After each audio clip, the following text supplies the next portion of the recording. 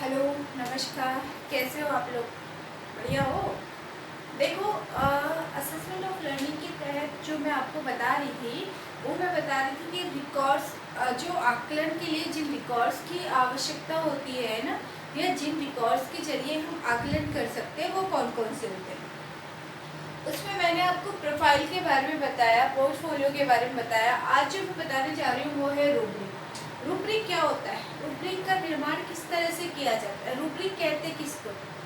तो मैं आपको एक छोटा सा एग्जांपल देती हूँ। और एग्जांपल ये कि आपने देखा होगा कि जब बच्चों की कॉपियाँ चेक होती है, ठीक है, तो जब कॉपियाँ चेक होती है तो उसमें वेरी गुड, गुड या अच्छा, बहुत अच्छा, है ना, ये नोट डाला जाता है कि जो है अपनी hand writing, improve your hand writing, इस तरह से जो नोट डाले जाते हैं ना। तो रूब्रिक का मतलब ही क्या होता है? रूब्रिक का मतलब ही होता है निर्देश देना या टिप्पणी करना, शीर्षक या सुर्खी। रूब्रिक को क्या बोलते हैं? निर्देश, टिप्पणी, शीर्षक या सुर्खी। ठीक है। तो जब भी कोई होमवर्क दिया जाता है बच्चे का और टीचर के द्वारा जब चेक किया जाता है तो नोट जरूर डाला जाता है। अगर अच्छा है तो गुड, वेरी गुड। आपने देखा होगा जब बच्चे छोटे छोटे होते हैं तो काउंट करते हैं कि मेरे कितने गुड आए, मेरे कितने वेरी गुड आए, कि मेरे कितने एक्सीलेंट आए। ठीक है। यही रूब्रिक है। यही क्या है? यही रूब्रिक है। रेटिंग स्केल के बारे में मैंने आपको बताया कि इस तरह से 7 ऑप्शंस होते हैं, 3 से 7 ऑप्शंस होते हैं। ठीक है। उनमें से जो है उसके अकॉर्डिंग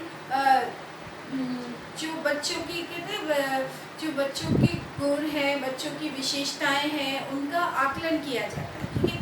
अब हम इसमें ये कह सकते हैं कि पोर्टफोलियो, मैंने आपको बताया कि पोर्टफोलियो में बच्चे की जो पर्सनल इंफॉर्मेशंस हैं, बच्चों की जो पारिवारिक जो इंफॉर्मेशंस है, फैमिली से रिलेटेड जो भी इंफॉर्मेशंस है, या बच्चे के एजुकेशन से रिलेटेड जो भी इंफॉर्मेशंस है ना, वो सारी चीज़ों का अलग अलग जो रिकॉर्ड होता है ना, जो भी बच्चों ने शैक्षणिक गतिविधियों में पार्टिसिपेट किया, उन सबका रिकॉर्ड होता है क्या? पोर्टफोलियो।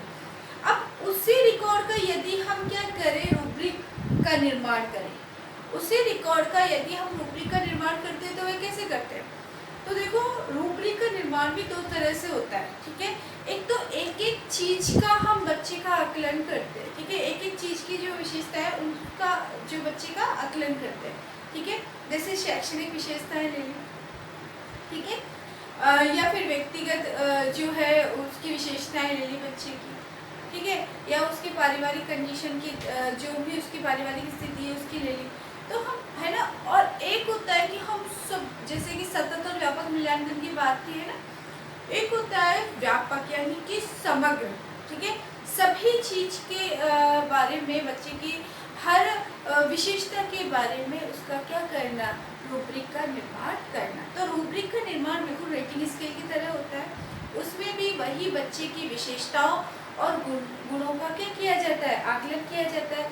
तो ये रिकॉर्ड्स होते हैं जिनके जरिए आकलन किया जा सकता है। ठीक है। तो अब बात करते हैं रूब्रिक की। तो रूब्रिक का अर्थ मैंने आपको बता दिया। रूब्रिक का अर्थ क्या होता है? टिप्पणी, निर्देश या शीर्षक या सुर्खियां, ये क्या होता है? ये रूब्रिक का अर्थ होता है। यदि हम ये कहें कि शैक्षिक दृष्टि से आकलन के लिए शीर्ष स्थान है इसका, शैक्षिक दृष्टि से यदि किसी बच्चे का आकलन किया जाए तो इसका स्थान क्या है? शीर्ष। इसमें ध्यान रखना है, जैसे बच्चे का रूब्रिक का निर्माण सिर्फ बच्चे के लिए नहीं होता है, सिर्फ स्टूडेंट के लिए नहीं होता है, टीचर के लिए भी होता है। ठीक है। अब हम बात करते हैं इसके उद्देश्यों की। रूब्रिक के उद्देश्य कौन कौन से होते हैं? तो उद्देश्यों की बात करें तो सबसे पहला उद्देश्य होता है विद्यार्थी के प्रदर्शन का आकलन करना। ठीक है। विद्यार्थी का के प्रदर्शन का, यानी कि विद्यार्थी ने क्या क्या उपलब्धियां विद्यार्थी ने प्राप्त की हैं, है, और किस तरह से उनको प्रेजेंट किया है ना विद्यार्थी ने, या एक स्टूडेंट ने जो भी उपलब्धियां हासिल की, जो भी अचीवमेंट्स उसने प्राप्त किए हैं ना, उन सबको किस तरह से आकलन हम कर सकते हैं? तो विद्यार्थियों के प्रदर्शन का आकलन किसके द्वारा किया जाता है? रूब्रिक के द्वारा किया जाता है कि उसका प्रदर्शन किस तरह अच्छा रहा, बहुत अच्छा रहा, या उसमें कोई कमी रही, है ना। ये इन सब चीज़ों के द्वारा इसका आकलन, मानकों और पूर्णता के स्तर की पहचान करना। दूसरा उद्देश्य क्या होता है? कि विद्यार्थी के लिए कि मानकों और पूर्णता के स्तर की पहचान करना। ठीक है। तीसरा उद्देश्य इसका क्या होता है कि उचित स्कोरिंग करके छात्र के काम को बारीकी से देखना, क्योंकि आकलन करना इसका जो मेन उद्देश्य होता है वो क्या होता है, रूब्रिक आकलन के लिए किया जाता है। ठीक है, तो उचित स्कोरिंग करके यानी कि अच्छे से जो अंकों का निर्धारण करके सही तरीके से ऑनेस्टली और छात्र के काम को बारीकी से देखना, उन स्कोरिंग्स के माध्यम से उनके स्टूडेंट्स जो भी काम होता है उसको क्या देखना, बारीकी से देखना। तो मैंने आपको एग्जांपल दिया था होमवर्क का, तो चलो होमवर्क से ही हम ले लेते हैं। जब विद्यार्थियों को होमवर्क दिया जाता है तो पहला हम लेते हैं कि विद्यार्थी के प्रदर्शन का आकलन करना, कि विद्यार्थी ने जो होमवर्क किया है, ठीक है, उस होमवर्क में मतलब कि उन्होंने बिल्कुल जो उनकी राइटिंग अच्छी है कि नहीं है ना, उन्होंने प्रॉपर तरीके से अपना होमवर्क कंप्लीट किया है कि नहीं किया है, पॉइंट टू पॉइंट उसमें अलग के नहीं डाले हैं ना, तो ये सारी चीज़ें तो विद्यार्थी के कैसा उसका प्रदर्शन रहा उसका आकलन किया। मैं एग्जाम्पल सिर्फ होमवर्क का ले लूँ, ठीक है।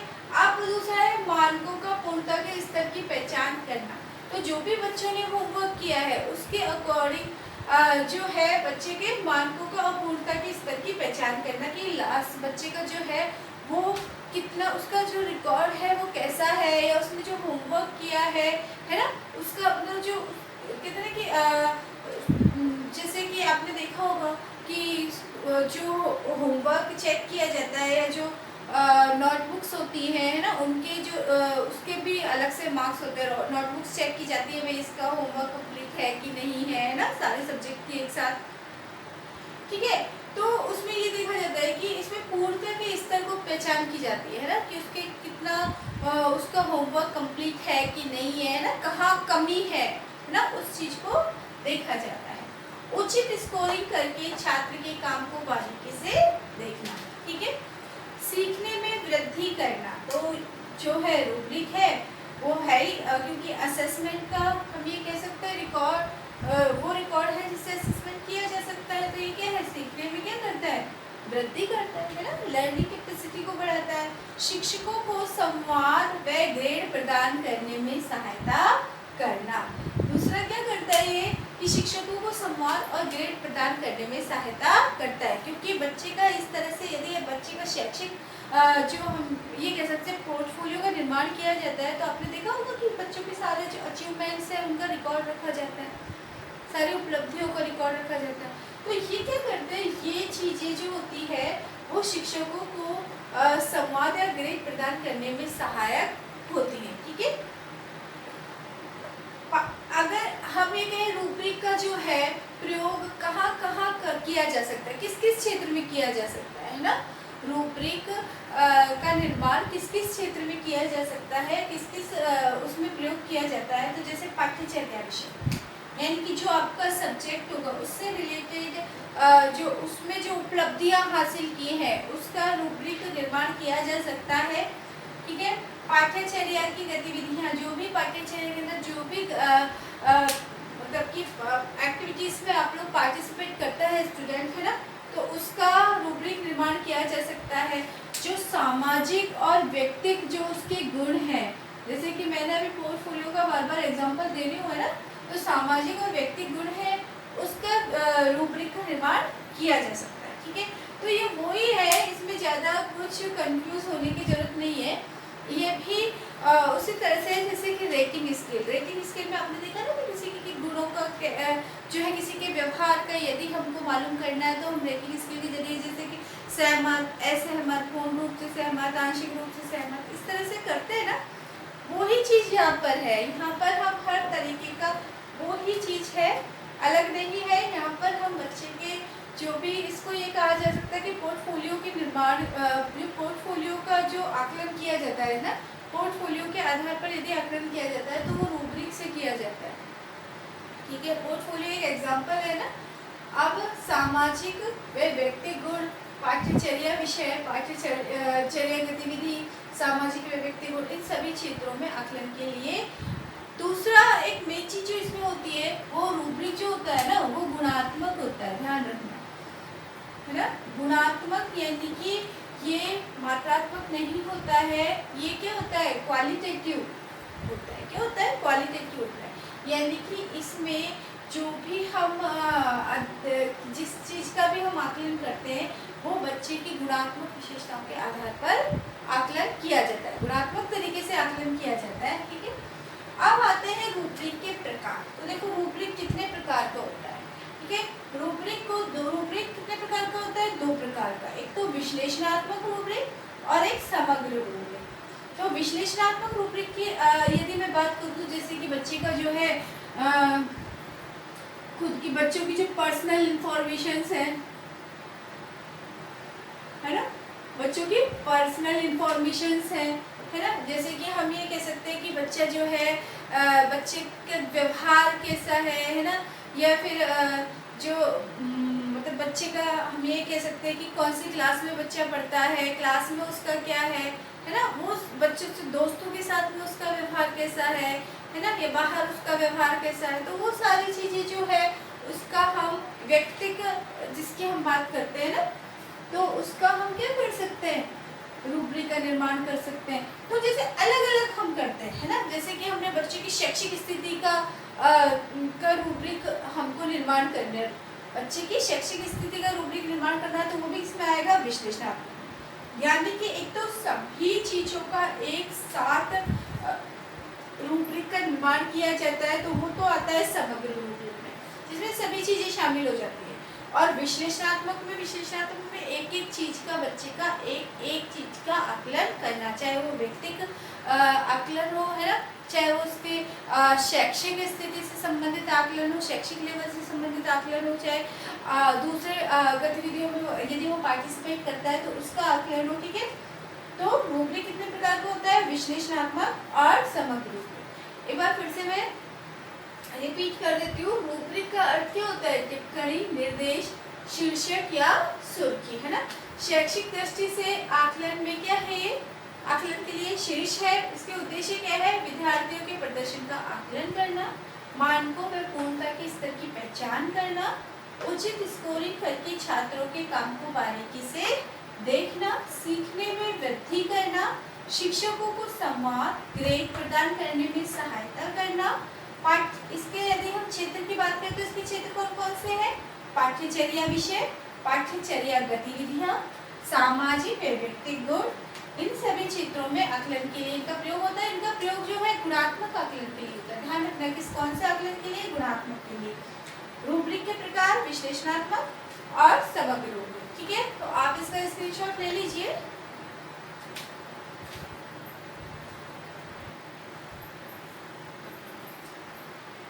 तो अब आते हैं विश्लेषणात्मक रूब्रिक और समग्र रूब्रिक, इन दोनों में क्या अंतर है, क्या डिफरेंस है इनमें। विश्लेषणात्मक रूब्रिक किसको बोलते हैं और समग्र रूब्रिक किसको बोलते हैं? रूब्रिक का मतलब आपके समझ में आ गया कि यदि हम किसी भी बच्चे की कोई भी गुण या बच्चे की कोई भी विशेषताएं यदि होती हैं बालक की, तो उनको हम क्या करते हैं? रूब्रिक के माध्यम से हम उनका आकलन करते हैं। ठीक है, तो यदि बच्चे को होमवर्क दिया जाता है, तो होमवर्क जब बच्चे को दिया जाता है, तो जब नोट डाला जाता है बच्चे का अच्छा, बहुत अच्छा, यानी कि जो बच्चे को फीडबैक दिया जाता है ना, गुड, वेरी गुड, एक्सीलेंट, या इम्प्रूव योर हैंड राइटिंग, है ना, या बताइए यदि वो ग्रामेटिकल मिस्टेक करते हैं तो बच्चे के लिए नोट डाला जाता है ना। इस तरह से जो नोट डाला जाता है बच्चे को, क्या वो फीडबैक ही तो होता है जो कि टीचर के द्वारा प्रदान किया जाता है, एक अध्यापक के द्वारा प्रदान किया जाता है। ठीक है, अब हम बात करते हैं कि इन दोनों में विश्लेषणात्मक और समग्र रूब्रिक, इन दोनों में क्या डिफरेंस है। ठीक है, और मतलब कि विश्लेषणात्मक रूब्रिक किसको कहते हैं और समग्र रूब्रिक किसको कहते हैं। हम विश्लेषणात्मक रूब्रिक को देखते हैं। विश्लेषणात्मक रूब्रिक प्रत्येक मापदंड का मूल्यांकन अलग अलग किया जाता है। इसमें क्या होता है?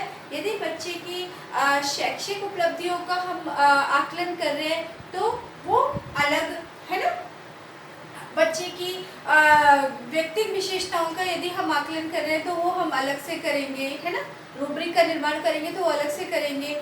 यदि हम बच्चे की शैक्षिक लेवल का, शैक्षिक स्तर का आकलन कर रहे हैं तो उसका रूब्रिक निर्माण हम अलग से करेंगे, है ना। तो इस तरह से बच्चा यदि और कोई एक्टिविटीज में पार्टिसिपेट करता है तो उसका रूब्रिक निर्माण हम अलग से करेंगे, है ना। तो यदि किसी सब्जेक्ट से संबंधित हम ये कह सकते हैं बच्चा किसी सब्जेक्ट में इंटरेस्ट ले रहा है, किस में नहीं ले रहा है ना, तो उस चीज़ का उसका रूब्रिक निर्माण हम ये बिल्कुल रेटिंग स्केल की तरह अलग से करेंगे ना। तो प्रत्येक मापदंड का मूल्यांकन जहाँ पर अलग अलग किया जाता है वो कौन सा रूब्रिक होता है? विश्लेषणात्मक रूब्रिक। यह विद्यार्थियों के लिए और जो टीचर्स दोनों के लिए बहुत उपयोगी होता है। विद्यार्थियों के लिए कैसे उपयोगी होता है कि अलग अलग यदि विद्यार्थियों की हर विशेषता का रूब्रिक निर्माण किया जाता है तो बच्चे आराम से इजीली उसका बच्चे का क्या है आकलन कर सकते हैं। चाहे उसकी शैक्षिक स्थितियों का अलग से हम आकलन किया जा सकता है ना। व्यक्ति की विशेषताओं का अलग आकलन किया जा सकता है। अन्य जो उसकी विशेषताएं हैं है ना, जो भी और भी उसके अंदर जो भी प्रतिभाएं छुपी हुई है, या फिर हम ये कह सकते हैं कि जो जो उसने सह शैक्षणिक गतिविधियों में उसने पार्टिसिपेट किया है या और किसी चीज़ में उसका इंटरेस्ट है, तो उसका हम अलग अलग जो है यदि आकलन करेंगे तो वो क्या एक टीचर के लिए और स्टूडेंट के लिए दोनों के लिए क्या होता है उपयोगी होता है। ठीक है। दूसरा है कि इसके द्वारा अध्यापक रचनात्मक फीडबैक विद्यार्थियों को उपलब्ध कराता है। तो रचनात्मक फीडबैक ही तो बच्चे इससे क्या लेते हैं इंटरेस्ट लेते हैं है ना। यदि हम होमवर्क में बच्चे को गुड, वेरी गुड, एक्सेलेंट, ए है ना, और छोटे बच्चे होते हैं उनको तो किसी को आइसक्रीम बना करके देते हैं, किसी को टॉफी बना के देते हैं है ना, किसी के जोकर सा फनी सा जोकर, डॉल, स्माइली है ना, तो बच्चे क्या हो जाते हैं, बच्चे खुश हो जाते हैं है ना। तो ये क्या है, इसके द्वारा अध्यापक क्या है रचनात्मक फीडबैक विद्यार्थियों को उपलब्ध कराते हैं ना। इससे बच्चे भी क्या है बहुत ज्यादा इंटरेस्ट लेते हैं ना। यह रचनात्मक आकलन के लिए बहुत अच्छा होता है। यदि हम कहें विश्लेषणात्मक जो रूब्रिक होता है वो किसके लिए सबसे बेस्ट होता है, तो रचनात्मक आकलन। कौन से आकलन के लिए? रचनात्मक आकलन। अब आता है समग्र रूब्रिक। समग्र रूब्रिक, इसमें सभी मापदंडों का मूल्यांकन एक साथ किया जा सकता है। कैसे एक साथ किया जाता है? यदि बच्चों की जो हम बच्चों के व्यवहार का आकलन हम कर सकते हैं, बच्चों के गुणों का आकलन हम कर सकते हैं, बच्चों की शैक्षिक विशेषताओं का हम आकलन कर सकते हैं, बच्चों अन्य जो दूसरी गतिविधियों में बच्चे पार्टिसिपेट करते हैं उनका हम आकलन कर सकते हैं, बच्चे की रुचि का आकलन हम कर सकते हैं ना। तो इन सभी का आकलन जहाँ पर एक साथ किया जाता है, तो क्योंकि एक साथ किया जाएगा तो यहाँ पे क्या होता है स्कोरिंग में टाइम लगता है। स्कोरिंग जो बच्चों की स्कोरिंग जो दी जाती है उसमें यहाँ पे समय अधिक लगता है, लेकिन यहाँ पर क्या होता है कि स्कोरिंग बहुत तेजी से होती है ना। यहाँ पर क्या होती है स्लो होती है, क्योंकि एक एक चीज का बच्चे का जो है रूब्रिक का निर्माण किया जाता है, एक एक विशेषता का रूब्रिक निर्माण किया जाता है। यहाँ पर क्या होता है स्कोरिंग बहुत तीव्र होती है। क्यों? क्योंकि एक साथ सारे बच्चे के हर क्षेत्र का हम ये कह सकते हैं कि एक साथ आकलन किया जाता है, एक साथ रूब्रिक निर्माण किया जाता है। तो इसमें विश्वसनीयता के आकलन हेतु तो समय कम लगता है ना। इसमें क्योंकि एक एक चीज का यदि रूब्रिक निर्माण करेंगे तो आकलन में समय ज्यादा लगेगा है ना। लेकिन यहाँ पर क्या कर रहे हैं, यहाँ पे एक साथ यदि हम रूब्रिक का निर्माण करेंगे बच्चे की विशेषताओं के बारे में है ना, जो भी बच्चों की गुण है विशेषताएं हैं है ना, उनको लेकर के, तो ये क्या होता है इसकी स्कोरिंग क्या होती है ऑब्वियसली क्या होगी तेज होगी। इसमें विश्वसनीयता के आकलन में तो समय क्या लगता है, क्योंकि स्कोरिंग तेज हो तीव्र होगी तो समय क्या लगेगा कम लगेगा है ना। यह योगात्मक आकलन के लिए बहुत उपयोगी है। तो ध्यान रखना जो रूब्रिक होता है विश्लेषणात्मक रूब्रिक जो होता है वो रचनात्मक आकलन के लिए उपयोगी होता है, सबसे ज्यादा उपयोगी। यदि रचनात्मक आकलन के लिए कौन सा रूब्रिक का कौन सा प्रकार उपयोगी होता है तो हम क्या कहेंगे विश्लेषणात्मक रूब्रिक। और यदि ये कहा जाए कि जो है योगात्मक आकलन के लिए कौन सा रूब्रिक जो है वो बेस्ट होता है, सबसे ज्यादा उपयोगी होता है, वो हम ये कह सकते हैं समग्र रूब्रिक। ठीक है। तो ये रूब्रिक आप सिर्फ इतना ध्यान रखना कि जब बच्चों को एक एग्जाम्पल यदि आप याद रखोगे तो वो आपके बिल्कुल रेटिंग स्केल की तरह ही काम में लिया जाता है। रेटिंग स्केल की तरह इससे जो है आकलन किया जाता है जिस तरह से रेटिंग स्केल में किया जाता है। ठीक है। और ये वाला एग्जाम्पल होमवर्क वाला एग्जाम्पल यदि आप याद रखोगे तो आपके ये पूरा रूब्रिक समझ में आ जाएगा। बस इतना ध्यान रखना कि रूब्रिक के क्षेत्र कौन कौन से हैं। रूब्रिक का मतलब क्या होता है, रूब्रिक का मतलब क्या होता है निर्देश देना। ठीक है। तो रूब्रिक का मतलब क्या होता है, रूब्रिक का आकलन में प्रयोग कैसे होता है। ठीक है। और यदि योगात्मक आकलन के लिए कौन सा रूब्रिक बेस्ट होता है रचनात्मक आकलन के लिए कौन सा रूब्रिक बेस्ट होता है, बस ये जो मेन चीज़ें हैं इनका आप ध्यान रखना, ठीक है। तो मेरे ख्याल से समझ में आ गया होगा। अगर समझ में नहीं आया तो आप लोग जो है मुझे मैसेज कर सकते हो,